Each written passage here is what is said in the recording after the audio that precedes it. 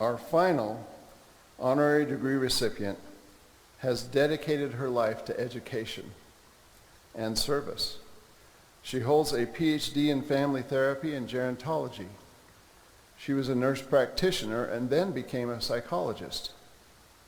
Her professional background includes a 25-year career as a professor of marriage and family therapy.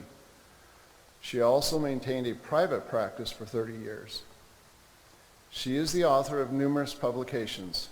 Her commitment to helping and elevating others is evident in her decades of volunteer service in Utah and around the world. Dr. Wendy Watson Nelson has earned an honorary doctorate of humane letters.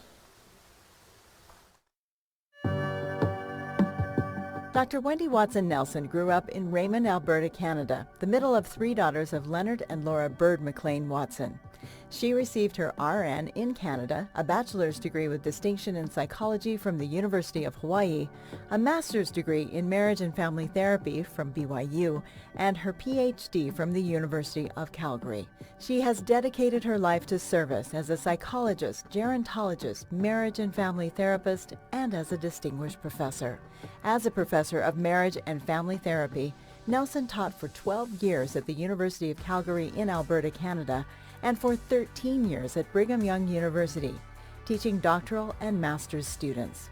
During those 25 years of teaching, researching, writing, supervising, and consulting in her field, she also spoke at more than 200 international and national scholarly conferences while maintaining a private psychotherapy practice.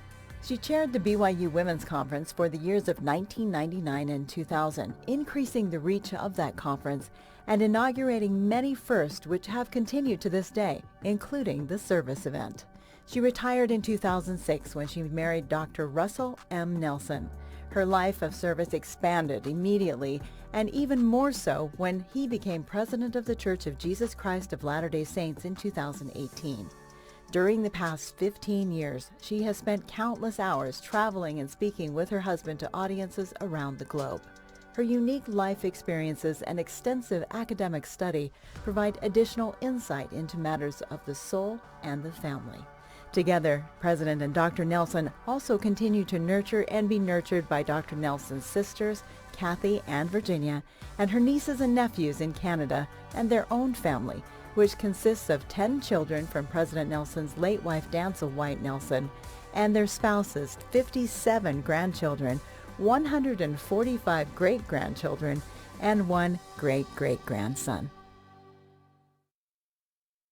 Please welcome honorary degree recipient Dr. Wendy Watson Nelson.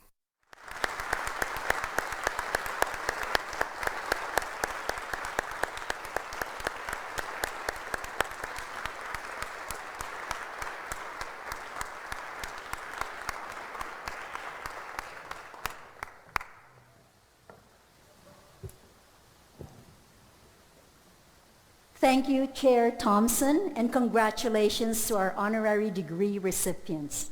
We are so honored to add Wolverine to your many titles. Now we are honored to welcome Dr. Wendy Watson Nelson as our commencement speaker. We are grateful that she has graciously accepted an invitation to be a part of tonight's celebration.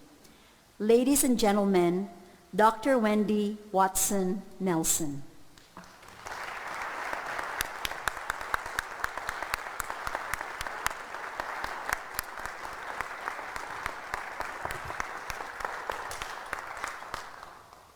Our dear Utah Valley graduates of 2021, congratulations, you did it. You have accomplished something others only dream of, and you did it, against so many odds. I said to my husband this morning as he left for work, please resist every temptation to go skydiving today. I really wanted him to be with us tonight, and he is. Graduates, my husband and I are honored to be with you and with the outstanding faculty and staff of UVU and with esteemed community leaders and your very proud family members and friends. I spent many years of my life on a university campus. I am so proud of you for hanging in. You never gave up, though there may have been times when you wanted to. So congratulations, graduates, as you live up to the great example of your president. You will continue to succeed. President Astrid Tubinez has a passion for excellence and a penchant for doing the impossible.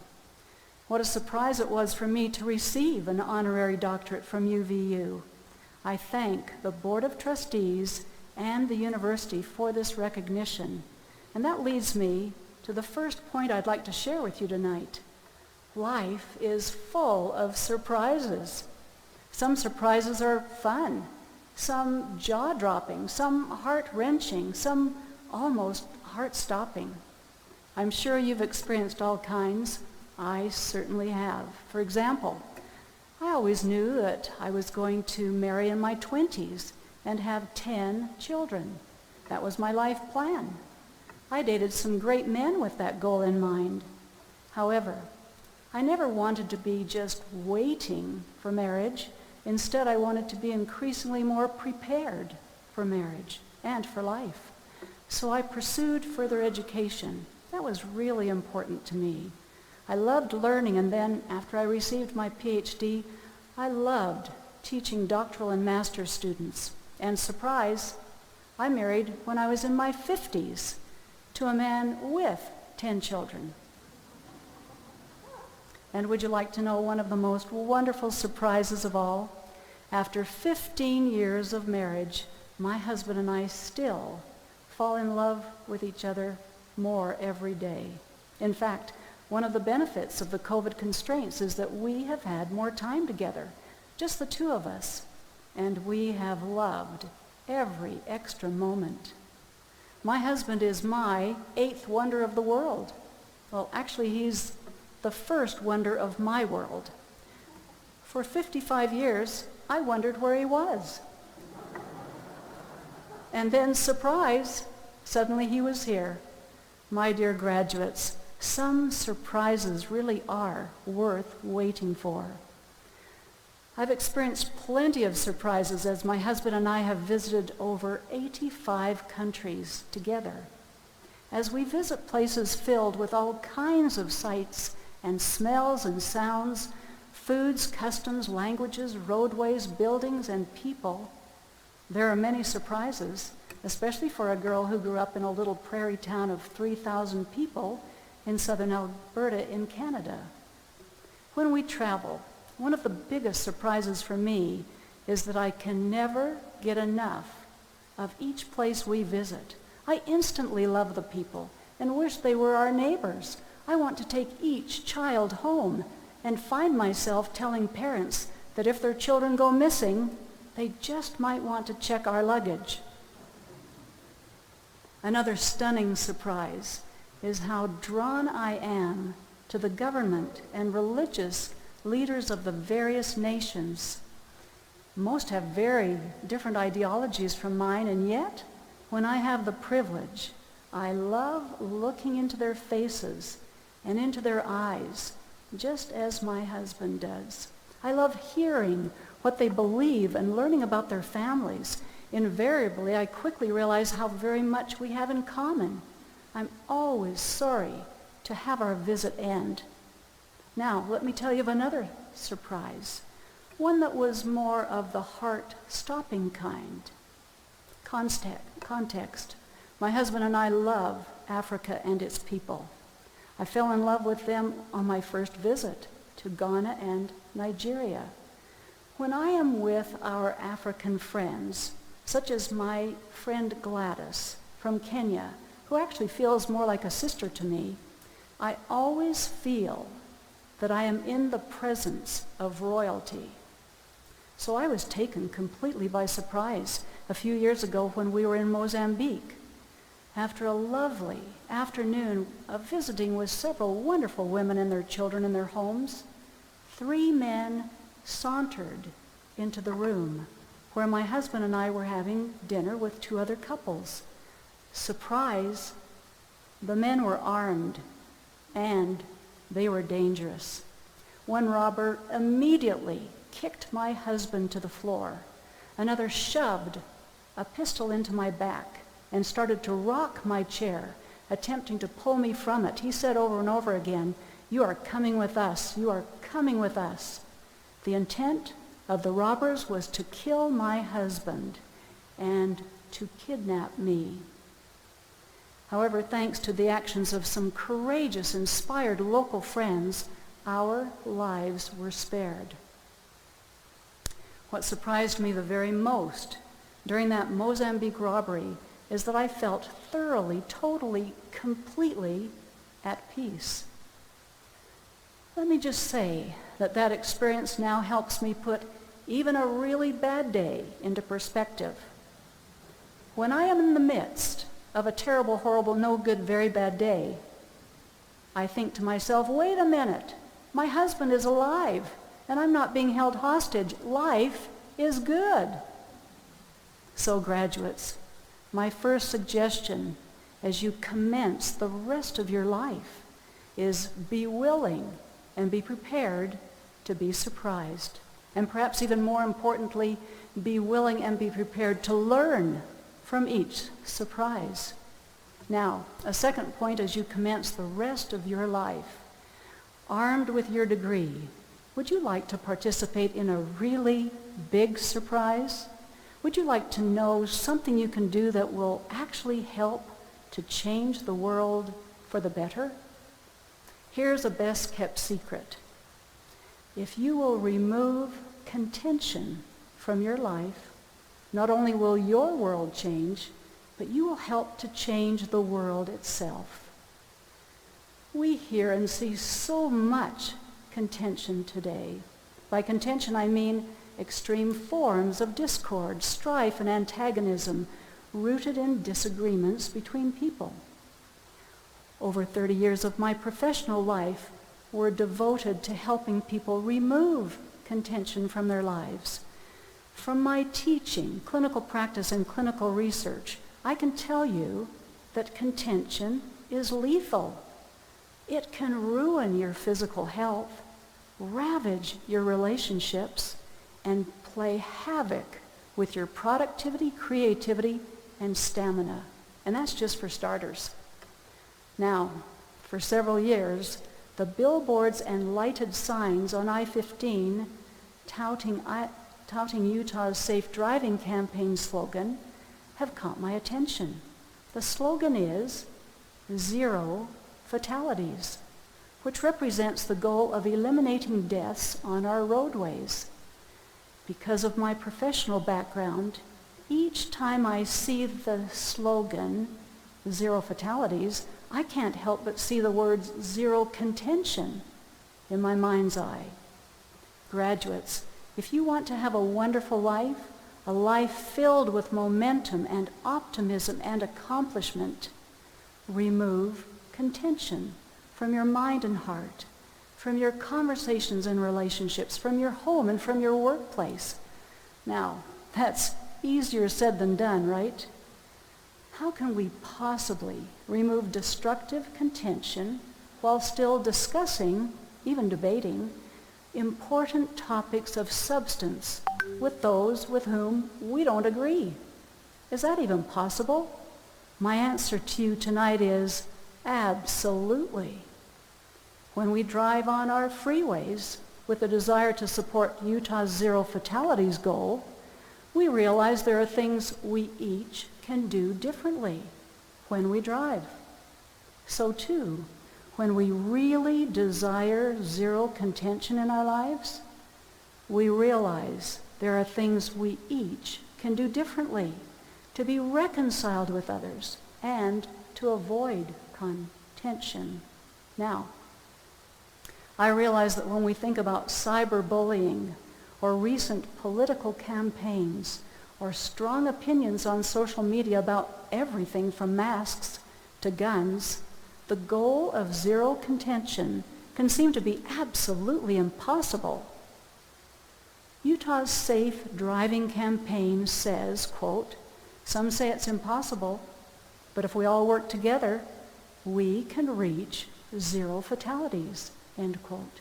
And so I say to you tonight, Some say it's impossible, but if we all work together, we can reach zero contention. Yes, it's true that misunderstandings happen, feelings get hurt, contentions arise. Well, what do we do then? We stay with our goal of zero contention, recognizing that it may take some time to get there. Perhaps it would be helpful to identify what fuels contention.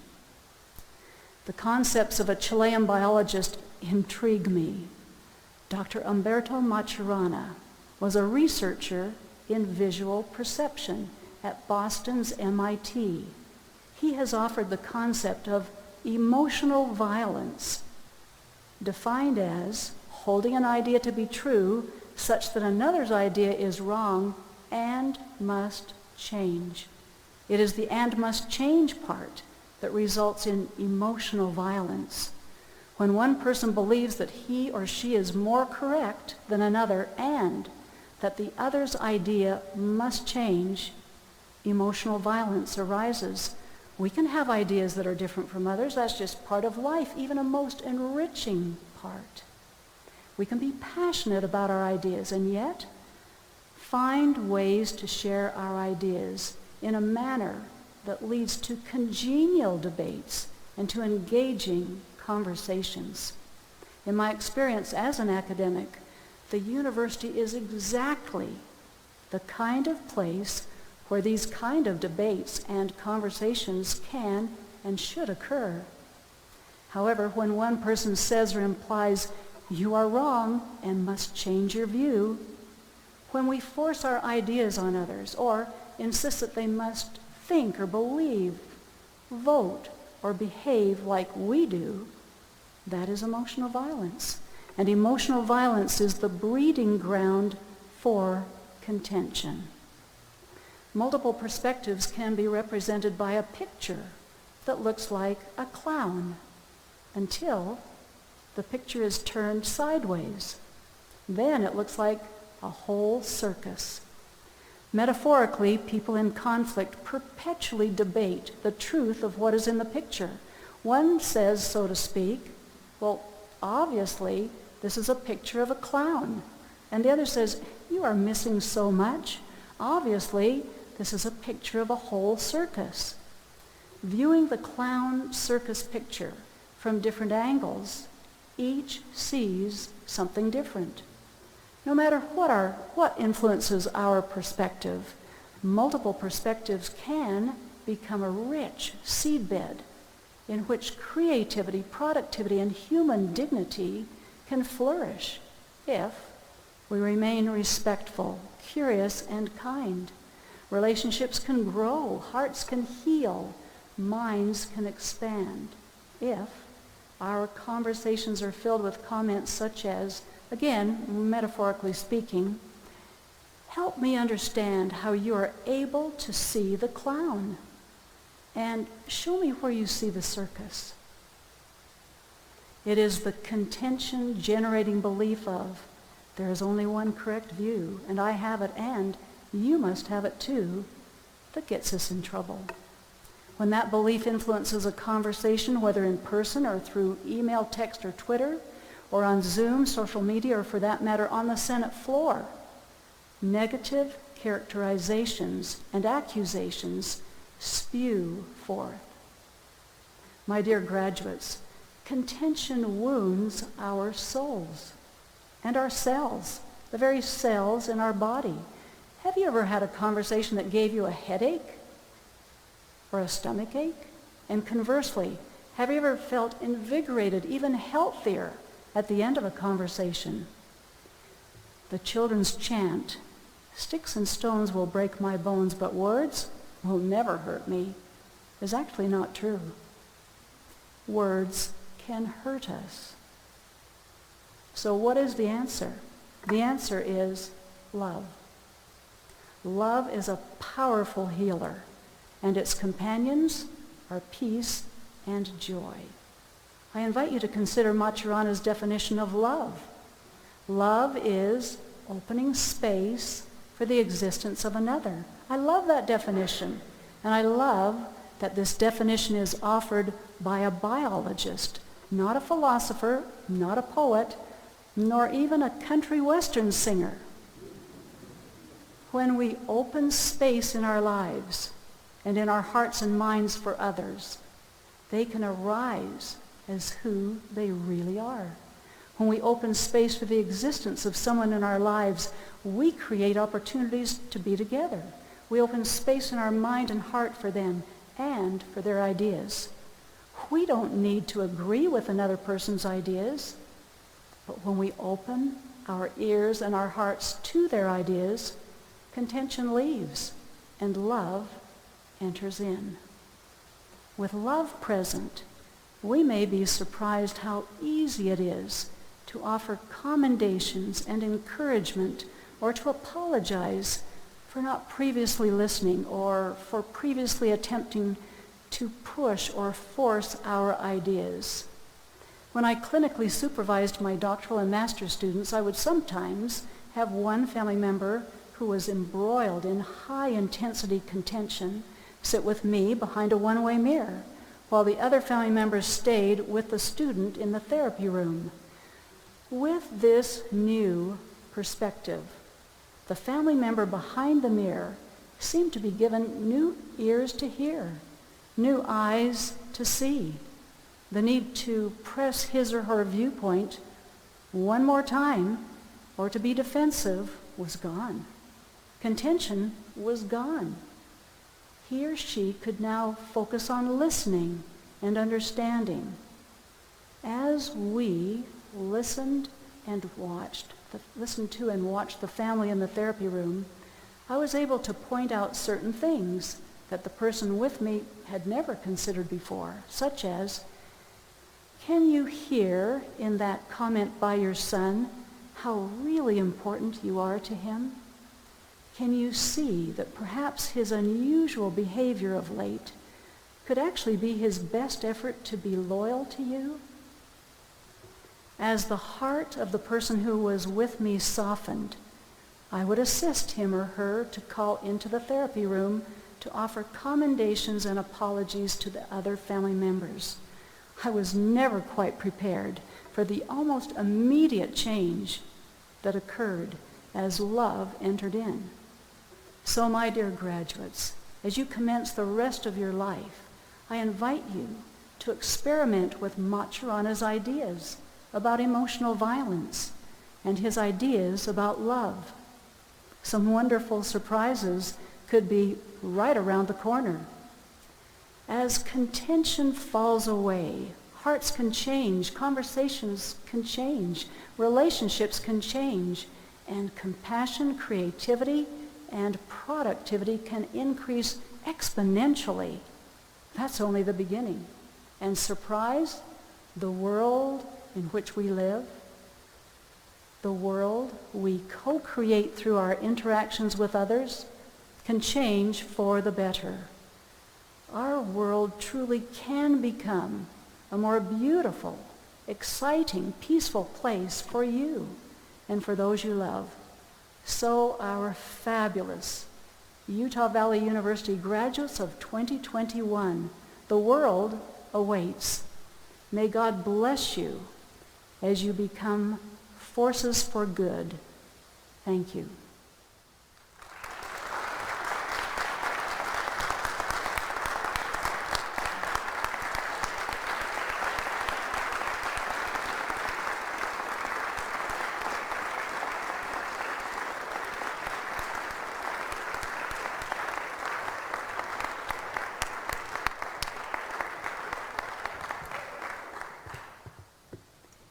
Thank you, Dr. Nelson. We are so grateful for your insights and wisdom, and we sincerely appreciate your willingness to share your message with our graduates. Everyone, please show your appreciation one more time for Dr. Wendy Watson Nelson.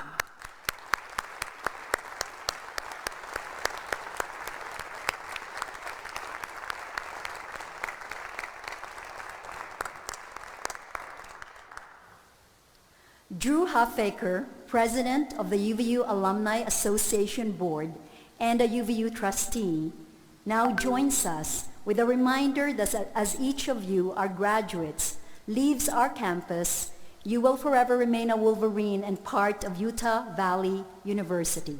Drew.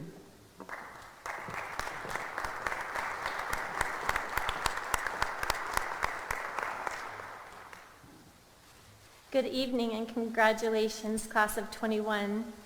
Thank you, Dr. Watson, for your inspiring comments, Sister Nelson. Speaking of surprises, hasn't this been a great surprise for us this evening? But there's no place we'd rather be than with our Wolverines and these wonderful graduates.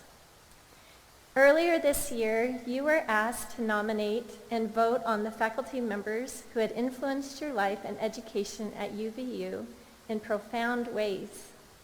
Tonight, we would like to recognize the 8 individuals you honored as Outstanding Educators of the Year. From the College of Health and Public Service, Dr. Marcy Hanley.